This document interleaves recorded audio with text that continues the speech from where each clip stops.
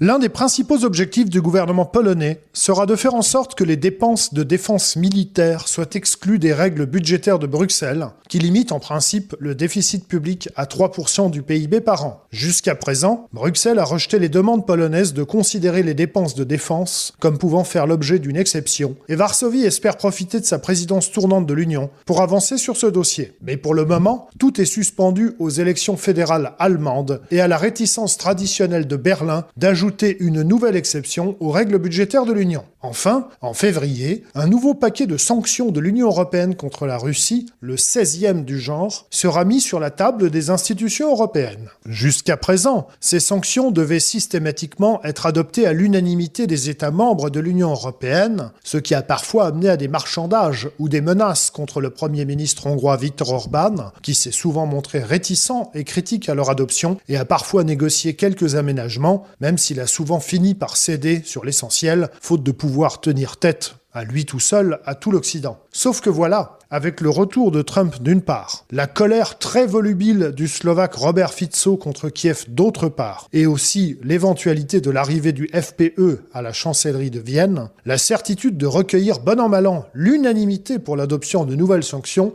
n'est plus aussi forte qu'avant. Raison pour laquelle Varsovie et Bruxelles envisagent désormais un nouveau mécanisme d'adoption des sanctions, en ne passant plus par le Conseil européen, qui suppose l'unanimité des chefs d'État et de gouvernement des États membres de l'Union, mais les conseils des ministres, qui eux peuvent adopter des décisions à la majorité qualifiée. Cela constituerait un nouveau coup de force et une nouvelle entorse au traité européen, une de plus, depuis la longue série entamée il y a une décennie. En clair, plus le roi bruxellois sera nu et affaibli, plus il avancera vers le recours à la gouvernance tyrannique, jusqu'à sa victoire par écrasement ou son écroulement.